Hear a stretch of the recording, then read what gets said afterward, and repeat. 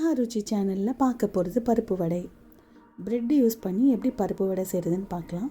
முதல்ல கடலைப்பருப்பை ஊற வச்சு ஒரு அரை மணி நேரத்தில் இந்த மாதிரி 1-2 உடைச்சிக்கோங்க. அதில் வெங்காயம், பச்சை மிளகாய், கருவேப்பிலை, மல்லிக்கீரை இதெல்லாம் போட்டுக்கோங்க.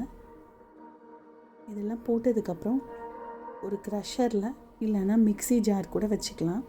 நான் இடித்து போடுறது கொஞ்சம் நல்லாயிருக்கும்னு நினச்சேன். அதனால் நான் இந்த உலக்க வச்சு நான் இடிக்க போகிறேன்.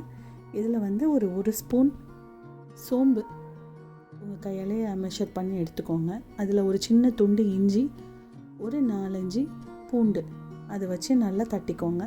ரொம்ப ஸ்மாஷ் பண்ண வேணாம், 1-2 தட்டிட்டு அதையும் அந்த கலவையில் சேர்த்துருங்க. சேர்த்ததுக்கப்புறம் இப்போ இந்த மொத்த மாவுக்கும் எவ்வளோ உப்பு தேவைப்படுமோ அந்த உப்பை நீங்கள் முதல்ல ஆட் பண்ணி இது வரைக்கும் நம்ம சேர்த்த எல்லாத்தையும் நல்லா கையால் மிக்ஸ் பண்ணிக்கோங்க. உப்பு நான் ஒரு 1/2 டீஸ்பூன் சேர்த்துருக்கேன். நீங்கள் வாயில் வச்சு பார்த்துட்டு அதுக்கப்புறம் நீங்கள் சேர்த்துக்கலாம். நல்லா பிசைஞ்சதுக்கப்புறம் ஒரு 3 ப்ரெட் எடுத்திருக்கேன். 3 ப்ரெட்டை ஒன்றா சேர்த்து நல்லா மிக்ஸ் பண்ணுங்கள். அதில் உள்ள ஈரப்பதமே போதும். தேவைப்பட்டால் லைட்டாக தண்ணி தெளித்து இந்த மாதிரி மாவு பதத்துக்கு நீங்கள் நல்லா பிசைஞ்சு வச்சுக்கோங்க. ஒரு கடாய் எடுத்து அதில் தேவைக்கேற்ப ஒரு 1/4 டம்ளர் எண்ணெய் அது ஊற்றி மிதமான தீயில் சூடு பண்ணுங்கள். அதுக்கப்புறம் வடையை ஒன்றா போடுங்க.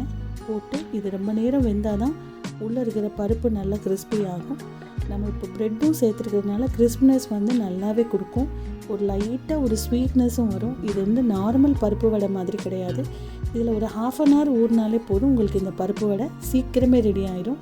அப்புறம் நம்ம ப்ரெட்டு போட்டிருக்கிறதுனால இதில் ஒரு ஸ்பெஷலான ஒரு ஸ்வீட்டான ஒரு டேஸ்ட்டும் நமக்கு சேர்த்து கிடைக்கும்.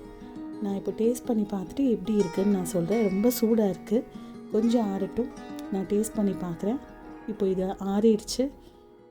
நான் சாப்பிட்டு பார்த்துட்டு சொல்கிறேன். ஆஹா ருச்சி சூப்பராக இருக்குது.